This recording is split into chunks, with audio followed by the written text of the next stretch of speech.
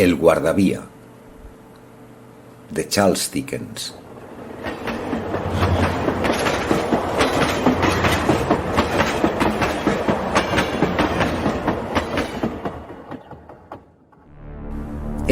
Ahí abajo.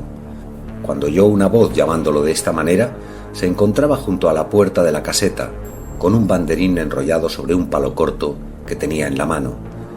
Se podría pensar, teniendo en cuenta la naturaleza del terreno, que no podía caberle la menor duda sobre de dónde procedía la voz, pero en lugar de mirar hacia arriba, donde yo me encontraba, en lo alto de un precipicio cortado a pico justo encima de su cabeza, se volvió y miró hacia las vías. Hubo algo especial en su manera de hacerlo, aunque no sabría definir exactamente qué, pero sí sé que fue lo bastante extraño como para atraer mi atención, aun tratándose de una figura de espaldas y en la sombra en el fondo del profundo despeñadero, en tanto que yo estaba mucho más arriba, bañado por una brillante puesta de sol que me había obligado a darme sombra en los ojos con la mano antes de poder verlo del todo. Ahí abajo. Después de haber mirado al fondo de las vías, se volvió de nuevo y al alzar los ojos, vio mi figura en lo alto, sobre él. ¿Hay algún sendero por el que pueda bajar y hablar con usted? Me miró sin responder, y yo le devolví la mirada sin volver a agobiarle demasiado pronto con una repetición de mi vana pregunta. Justo entonces se inició una pequeña vibración en el aire y en la tierra, que rápidamente se transformó en un violento latido, y en una embestida repentina me lanzó hacia atrás con la suficiente fuerza como para haberme hecho pedazos. Cuando la nube de humo que me cubrió hubo pasado y el tren rápido se alejaba rumbo a la llanura, miré hacia abajo una vez más y le vi enrollar nuevamente el banderín que había mostrado mientras pasaba el tren. Repetí mi pregunta. Tras una pausa, durante la cual pareció mirarme con gran atención, señaló con su banderín enrollado hacia un punto a mi altura, a unas 200 o 300 yardas de distancia. Le grité, «De acuerdo», y me dirigí a aquel lugar. Allí, a fuerza de mirar cuidadosamente a mi alrededor, descubrí un tosco sendero en zigzag tallado en la roca que seguí. El corte era muy profundo e inusualmente escarpado. Estaba tallado en una piedra viscosa, más húmeda y enlodada a medida que iba descendiendo. Por esta razón, el camino se me hizo lo bastante largo como para tomarme el tiempo de recordar el singular aire de disgusto y repulsión con que me había señalado el sendero. Cuando hube bajado por el descendente zigzag lo suficiente y volví a verle, pude darme cuenta de que estaba de pie entre los rieles por los que el tren acababa de pasar, en ademán de estar esperando mi aparición, su mano izquierda en la barbilla y el codo puesto sobre la mano derecha, cruzada sobre el pecho. Su actitud era de tal expectación y cautela que me detuve un momento, extrañado. Reanudé el descenso y al llegar al nivel de las vías y acercarme a él, vi que era un hombre moreno, de barba oscura y cejas más bien espesas. Su puesto estaba en el lugar más solitario y lúgubre que yo había visto jamás. A cada lado un muro de piedra dentada, rezumante de humedad, impedía cualquier visión que no fuese una estrecha franja de cielo. El horizonte, en una dirección, tan solo la prolongación oblicua de esta gran caverna. La corta perspectiva del lado opuesto terminaba con una sombría luz roja y la aún más sombría negra boca de un túnel, deprimente y amenazador. Eran tan pocos los rayos de sol que alguna vez llegaban hasta aquel lugar que éste había adquirido un mortífero olor terroso y un viento helado corría por allí con tanta fuerza que sentí un escalofrío, como si hubiera abandonado el mundo natural. Antes de que se moviera, ya me había acercado tanto a él que habría podido tocarlo. Ni siquiera entonces apartó sus ojos de los míos. Dio un paso hacia atrás y alzó la mano. Le dije que ocupaba un lugar solitario y que había llamado mi atención cuando lo había visto desde allí arriba. Supuse que le parecía raro tener un visitante. Raro, pero esperaba que no mal recibido. En mí debía ver simplemente a un hombre que, tras haber pasado toda su vida recluido en estrechos límites y verse por fin libre, tenía un interés renovado por estas grandes obras humanas. Con tal intención le hablé. Estoy lejos de poder asegurar qué términos utilicé, porque aparte de mi escasa habilidad para iniciar conversaciones, En aquel hombre había algo que me intimidaba. Dirigió una mirada de lo más curiosa a la luz roja que estaba junto a la boca del túnel. Observó todo aquello como si echara algo en falta y después me miró a mí. ¿Estaba esa luz a su cargo? ¿No lo estaba?, me contestó con voz profunda. ¿No sabe que sí lo está? Mientras examinaba sus ojos fijos y su rostro melancólico, una monstruosa idea cruzó por mi mente, que era un espíritu y no un hombre. He vuelto a meditar si cabría considerar la posibilidad de alguna enfermedad en su mente. Retrocedí y al hacerlo noté en sus ojos un oculto miedo hacia mí.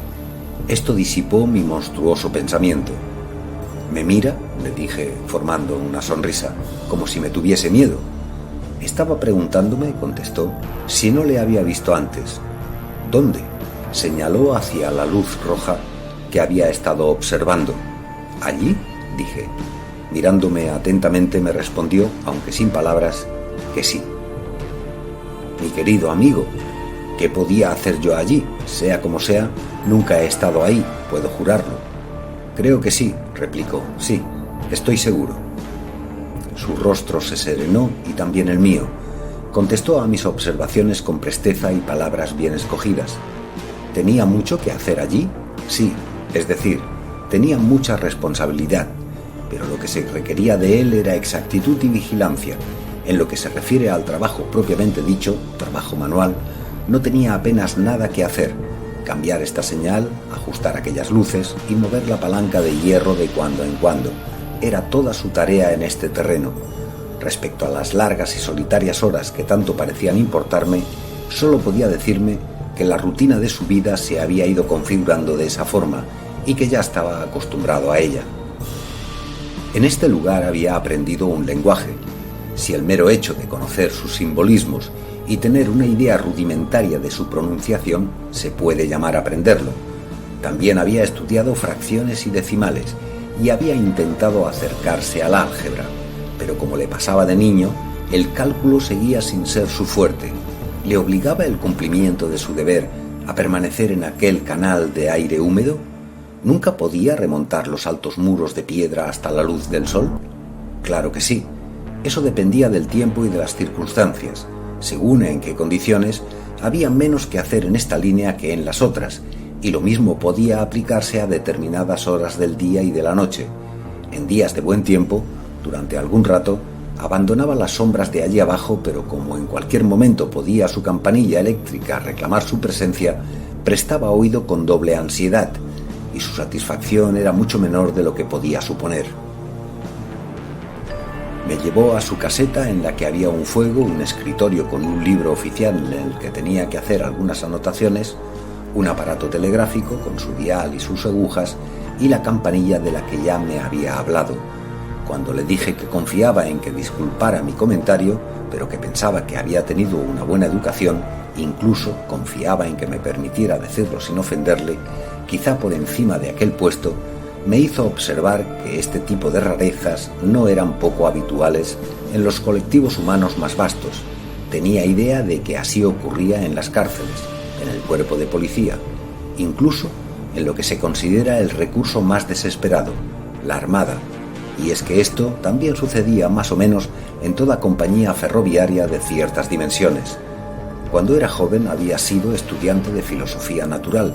Dudaba que yo le creyese, viéndole en aquella barraca, casi no lo creía él mismo, y había asistido a varios cursos, pero los había abandonado, desperdició sus oportunidades, se hundió y ya no volvió a levantarse nunca. No tenía queja alguna al respecto, había construido su lecho y en él yacía. Era con mucho demasiado tarde para pensar en otro. Todo lo que he condensado aquí lo contó él de una manera pausada, con su mirada grave y oscura que oscilaba entre el fuego y mi persona.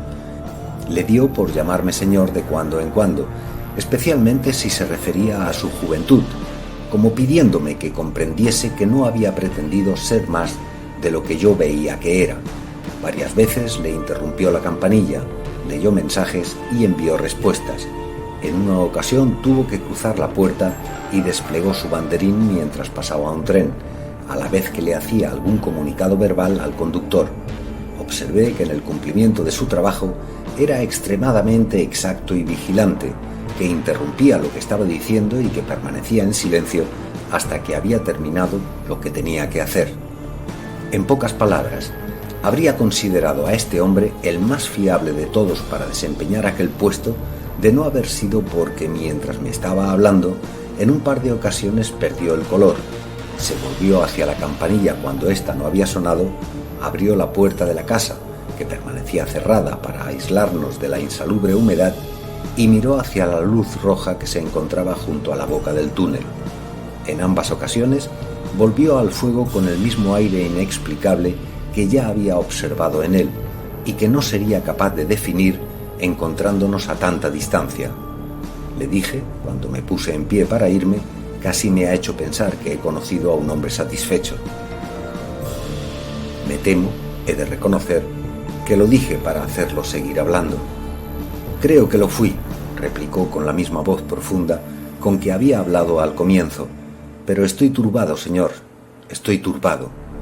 Se habría retractado de sus palabras si hubiera podido, pero las había dicho y yo me agarré a ellas rápidamente. ¿Por qué? ¿Cuál es su problema? Es muy difícil de explicar, señor. Es muy difícil hablar de ello. Si vuelve a visitarme en otra ocasión, trataré de contárselo. Desde luego que tengo intención de hacerle otra visita. Dígame, ¿cuándo podría ser? Me voy al amanecer y volveré mañana a las 10 de la noche, señor. Entonces vendré a las 11. Me dio las gracias y me acompañó hasta la puerta. Le alumbraré con mi linterna, dijo con su peculiar voz profunda, hasta que haya encontrado el camino de su vida. Pero cuando lo encuentre no me avise, y cuando haya llegado a la cima no me avise. Su comportamiento hizo que el lugar me pareciera aún más frío, pero dije solamente, muy bien. Y cuando vuelva mañana no me avise. Déjeme preguntarle algo antes de que se vaya. ¿Qué le impulsó antes a gritar ahí abajo? No lo sé, dije. ¿Es que grité algo así? No algo así, señor. Exactamente esas palabras. Lo sé muy bien. Admitamos que fueron exactamente esas palabras. Las dije sin duda porque lo vi a usted ahí abajo. ¿Por ninguna otra razón? ¿Qué otra razón podría tener? ¿No tuvo la sensación de que le fuesen transmitidas de alguna manera sobrenatural? No. Me deseó buenas noches y sostuvo en alto su linterna. Caminé entre las vías con la desagradable sensación de que un tren venía atrás de mí hasta que encontré el sendero. Era más fácil la subida que el descenso y llegué a mi posada sin otro contratiempo. Puntual con mi cita, la noche siguiente puse el pie en la primera hendidura del zigzagueante camino cuando los relojes daban las 11. Me esperaba allá en el fondo, con su linterna encendida. No le he avisado, dije cuando estuvimos más cerca. ¿Puedo hablar ahora? Por supuesto, señor. En ese caso, buenas noches, y aquí está mi mano. Buenas noches, señor, aquí está la mía. Tras esto, caminamos uno al lado del otro hasta la caseta. Entramos, cerró la puerta y nos sentamos junto al fuego. Ya me he decidido, señor, comenzó inclinándose en cuanto nos hubimos instalado y habló en un tono que era poco más que un susurro. No tendrá que preguntarme por segunda vez qué es lo que me turba. Anoche le tomé por otra persona. Lo que me turba es precisamente eso. ¿Esa confusión? No, esa otra persona. ¿Quién es? No lo sé. ¿Es como yo? No lo sé. Nunca he visto su cara. El brazo izquierdo le cubre el rostro y agita el derecho. Lo agita violentamente. Así. Seguí sus indicaciones con la mirada mientras movía un brazo como queriendo dar a entender, con la mayor pasión y vehemencia, por el amor de Dios, despejen el camino. Una noche de luna llena, me dijo el hombre, estaba sentado aquí cuando oí una voz que gritaba, ahí abajo. Me levanté de un salto, miré desde la puerta y vi a esa otra persona junto a la luz roja que hay cerca de la boca del túnel, haciendo gestos, como le acabo de enseñar. La voz parecía ronca de tanto gritar y chillaba, cuidado, cuidado, y de nuevo, ahí abajo, cuidado. Cogí mi linterna, la puse en rojo y corrí hacia la figura gritándole, ¿qué va mal? ¿Qué ha pasado? ¿Dónde? Estaba de pie, justo en la boca de la negrura del túnel. Me acerqué tanto a él que me pareció extraño que siguiera cubriéndose los ojos con el brazo. Corrí directamente hacia él, alargando la mano para coger su brazo, pero había desaparecido. «¿Dentro del túnel?», dije yo. «No». Recorrí el interior del túnel unas 500 yardas. Me detuve y con la linterna sobre mi cabeza vi las señales que miden las distancias, las manchas de humedad que penetran las paredes y gotean desde la bóveda. Salí corriendo más rápido que cuando entré. Es que aborrezco a muerte ese lugar. Miré alrededor alumbrándome con mi propia luz roja. Subí por la escalera de hierro que lleva a la galería que hay justo encima. Bajé y regresé corriendo aquí. Telegrafié en ambas direcciones. «Se ha recibido una alarma. ¿Algo va mal?». De las dos direcciones llegó la misma respuesta. «Todo bien». Resistiéndome a la leve sensación de que un dedo helado rozaba mi espina dorsal, le expliqué que aquella figura había debido ser una mala pasada de su sentido visual y que se sabía que tales figuras, originadas por desarreglos de los delicados nervios que administran las funciones del ojo, turbaban con frecuencia a enfermos, algunos de los cuales habían llegado a ser conscientes de la naturaleza de sus males e incluso la habían demostrado mediante experimentos con ellos mismos. En cuanto a un grito imaginario, añadí, escuche por un momento el viento de este extraño valle, mientras hablamos tan bajo, y los disparatados sonidos de arpa que arranca a los cables telegráficos. Todo estaba muy bien, replicó. Tras haber estado ambos escuchando durante un rato, y él debía saber bastante sobre el viento y los cables, ya que era quien pasaba largas noches de invierno ahí solo y expectante, pero me rogó que me diese cuenta de que no había terminado. Le pedí perdón y tocándome el brazo añadió estas palabras. No habían pasado 6 horas de la aparición cuando se produjo el accidente de esta línea, ni habían pasado 10 cuando los muertos y heridos fueron sacados a través del túnel por el lugar en que había estado la figura. Me recorrió un desagradable escalofrío. No podía negarse. Repuse que había sido una coincidencia notable, lo bastante profunda como para impresionar su mente, pero no hay duda de que coincidencias tan notables ocurren de continuo y deben tenerse en consideración al tratar estos temas, aunque sin duda debía admitir, añadí, viendo que estaba a punto de refutar mis objeciones, que las personas con sentido común no dejan mucho espacio para las coincidencias en los cálculos ordinarios de la vida. De nuevo me hizo saber que me diese cuenta de que no había terminado, y de nuevo le pedí perdón por mis involuntarias interrupciones. Esto, dijo apoyando una vez más su mano en mi brazo y mirando por encima del hombro con ojos hundidos, fue exactamente hace 1 año. Pasaron 6 o 7 meses y ya me había recuperado de la sorpresa e impresión cuando una mañana, al romper el día, me encontraba junto a la puerta, miré hacia la luz roja y volví a ver al espectro. Se detuvo mirándome fijamente. ¿Gritó? No. Guardó silencio. ¿Movía el brazo? No. Estaba apoyado contra el poste de la luz roja, con las 2 manos cubriéndole el rostro. Así. Una vez más observé su gesto, y fue un gesto de dolor. He visto actitudes similares en las estatuas que se encuentran sobre algunas tumbas. ¿Se acercó a él? No. Entré en mi caseta y me senté, en parte para ordenar mis pensamientos, en parte porque había quedado desfallecido. Cuando volví a salir a la puerta, la luz del día estaba sobre mí y el fantasma se había ido. Pero no pasó nada más, no ocurrió algo después. Me tocó el brazo con el dedo índice 2 o 3 veces, asintiendo lúgubremente con la cabeza. Ese mismo día, cuando un tren salía del túnel, advertí en una ventanilla que daba a mi lado algo que me pareció un amasijo de cabezas y manos y una especie de gesto. Vi aquello justo a tiempo para hacerle al conductor la señal de pare. Cortó el circuito y puso el freno, pero el tren aún se deslizó 150 yardas o más. Corrí tras él y mientras lo hacía oí unos llantos y gritos terribles. Una bella joven había muerto repentinamente en uno de los compartimentos y la trajeron aquí. Yacía en este mismo suelo, aquí donde estamos nosotros. Aparté mi silla involuntariamente Miré las tablas que señalaba y luego le miré a él. Cierto, señor, cierto. Se lo cuento tal y como sucedió. No se me ocurrió nada que decir en ningún sentido, y se me había quedado la boca absolutamente seca. El viento y los cables prolongaban la historia en un largo lamento desolado. Él retomó la palabra. Ahora, señor, fíjese en esto y juzgue hasta qué punto se haya turbado mi espíritu. El espectro volvió hace una semana. Desde entonces ha estado aquí una y otra vez, a intervalos. ¿Junto a la luz? Junto a la luz de peligro. ¿Y qué diría que hace? Repitió, aún con mayor pasión y vehemencia, si es que es posible, los anteriores gestos de por Dios despejen la vía. No tengo paz ni descanso. Me llama durante varios minutos seguidos de una manera agonizante. Ahí abajo, cuidado, cuidado.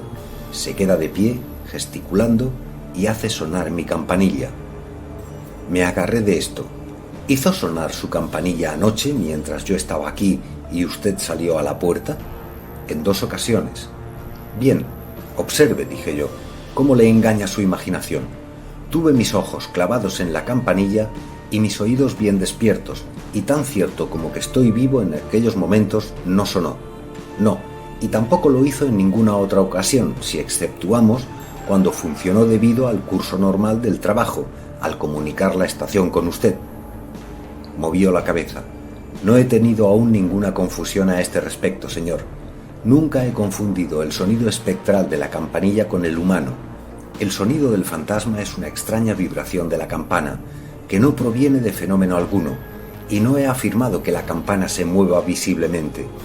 No me sorprende que usted no la haya oído, pero yo sí la oí.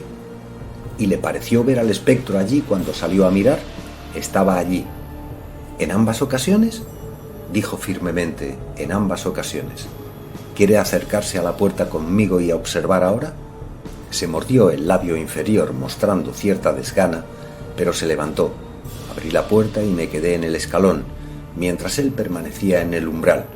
Allí estaba la luz de peligro, allí estaba la tenebrosa boca del túnel, allí estaban los altos muros de piedra del precipicio, allí estaban, sobre todo, las estrellas. ¿Lo ve?, le pregunté prestando especial atención a su rostro. Tenía los ojos fijos y en tensión, pero quizá no mucho más que los míos, cuando los dirigía impacientemente hacia el mismo punto. No, respondió, no está ahí. De acuerdo, le dije. Entramos de nuevo, cerramos la puerta y volvimos a nuestros asientos. Estaba pensando en la mejor forma de aprovechar esta ventaja, si es que se la podía considerar como tal, cuando él retomó el tema de una forma tan absolutamente natural, dando por supuesto que no podía haber entre nosotros serias divergencias respecto a los hechos, que me sentí en una situación de lo más impotente. A estas alturas, señor, ya habrá comprendido perfectamente, dijo, que lo que me angustia tan profundamente es lo siguiente. ¿Qué quiere decirme el espectro? Le contesté que no estaba seguro de haber comprendido perfectamente. ¿Contra qué me previene?, dijo meditabundo, con sus ojos clavados en el fuego y volviéndose hacia mí solo de vez en cuando. ¿Cuál es el peligro?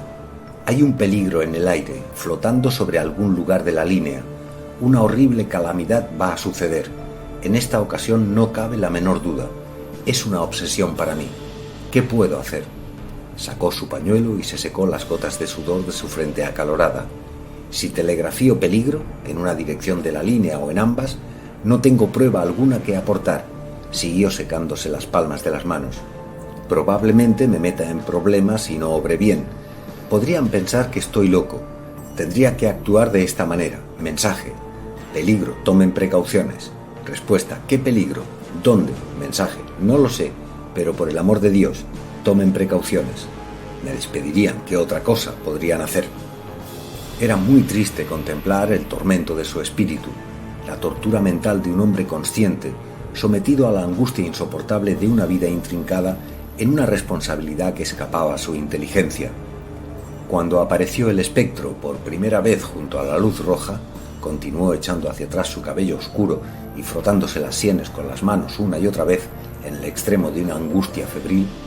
¿Por qué no me dijo dónde sucedería el accidente si tenía que suceder? ¿Por qué la segunda vez que vino ocultaba su rostro? ¿Por qué en lugar de eso no me dijo: ella va a morir, que la dejen en casa? Si en estas 2 ocasiones vino tan solo para demostrarme que sus advertencias eran ciertas y prepararme para la tercera, ¿por qué no me avisa llanamente ahora? Y yo, que el Señor me ayude, un pobre guardavía en su solitaria estación, ¿por qué no he acudido a algún digno de crédito y que pueda hacer algo? Al verle en semejante estado me di cuenta de que tanto para el bien del hombre como para la seguridad pública, lo que tenía que hacer de momento era apaciguar su mente.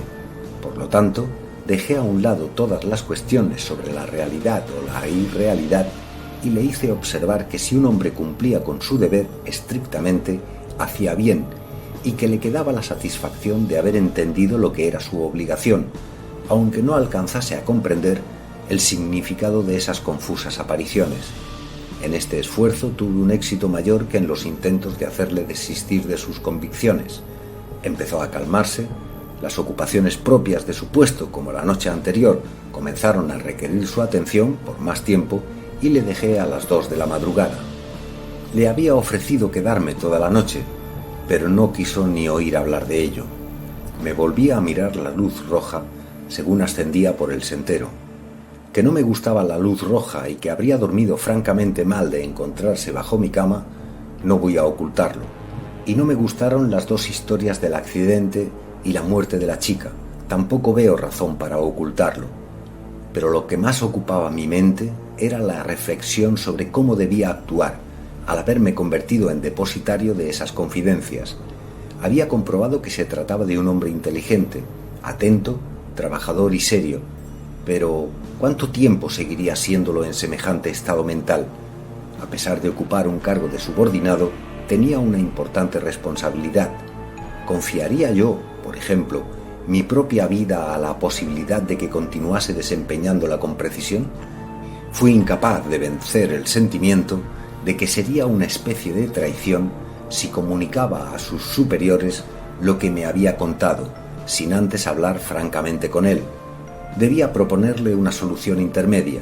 Decidí ofrecerme para acompañarle, pero guardando de momento el secreto, al mejor médico que pudiésemos encontrar en la zona y recabar su opinión.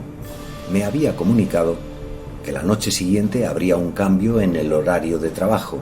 Se marcharía 1 o 2 horas antes del amanecer y volvería después de la puesta de sol. Yo había quedado en presentarme un poco más tarde. Al día siguiente, el atardecer era espléndido y salí temprano para disfrutarlo. El sol aún no se había puesto cuando crucé el camino que bordeaba el precipicio. Alargaría el paseo 1 hora, me dije, media hora de ida y otra media de vuelta, y entonces habría llegado el momento de ir a la caseta del guardavía. Antes de continuar mi caminata, me paré en el borde y mecánicamente miré hacia abajo desde el mismo lugar desde el que le había visto por primera vez. No podía describir el estremecimiento que me recorrió cuando junto a la boca del túnel vi a una figura que se tapaba los ojos con el brazo izquierdo y hacía violentamente gestos con su mano derecha. El horror innombrable que me oprimía pasó en un momento, en el instante mismo en que me di cuenta de que esa figura era, de hecho, un hombre, y que a poca distancia se hallaba un pequeño grupo de personas a quienes se dirigían los gestos que estaba haciendo. La luz de peligro no estaba todavía encendida. Junto al poste había sido construido con madera y una lona un pequeño armazón muy bajo, enteramente nuevo para mí. No parecía mayor que una cama. Descendí por el sendero tan rápido como pude, con la irresistible sensación de que algo marchaba mal. Me reprochaba haber dejado a aquel hombre allí, sin nadie que vigilara o corrigiese lo que hacía, ante el peligro de un desenlace fatal. «¿Qué es lo que ocurre?», pregunté. «El guardavía ha resultado muerto esta mañana, señor». «¿El hombre que ocupaba esta caseta?». «Sí, señor». «¿El hombre al que yo conocía?». «Lo reconocerá, señor, si le había visto», dijo el hombre que hablaba por los demás, descubriéndose la cabeza con solemnidad y levantando el extremo de la lona. «Su rostro está intacto». «Oh, ¿cómo ocurrió?», pregunté volviéndome de uno a otro, cuando hubieron cubierto de nuevo el cadáver. «Lo atropelló una locomotora, señor. Ningún hombre en Inglaterra conocía mejor su trabajo. pero algo no debía estar bien en la vía. Fue justo al amanecer. Había apagado la luz y llevaba su linterna cuando la máquina salió del túnel. Él le daba la espalda y lo atropelló. Este hombre la conducía y nos estaba explicando cómo sucedió. Explíqueselo al caballero, Tom. El hombre, que vestía un traje tosco y oscuro, retrocedió hasta el lugar donde habíamos estado antes, junto a la boca del túnel. Después de tomar la curva del túnel, señor, dijo, le descubrí al otro extremo, como si le viese por el tubo de un catalejo. No había tiempo de reducir la velocidad, y sabía que él era un hombre muy cuidadoso. Como no pareció hacer caso del pitido, quité la marcha cuando ya nos abalanzábamos sobre él y le grité tan fuerte como pude. ¿Qué dijo usted? Dije, ahí abajo, cuidado, cuidado, por el amor de Dios, despejen la vía. Me sobresalté. Ay, fue un rato horrible, señor, no paré de gritar. Me puse este brazo delante de los ojos para no verlo y agité el otro hasta el último momento, pero no sirvió de nada. Para no prolongar el relato extendiéndome en alguna de sus circunstancias más que en otra, puedo, para terminar, señalar la coincidencia de que las advertencias del conductor de la locomotora incluían no solo las palabras que el desafortunado guardavía me había repetido como su obsesión, sino también las palabras que yo mismo, y no él, había asociado tan solo en mi mente a los gestos que había imitado.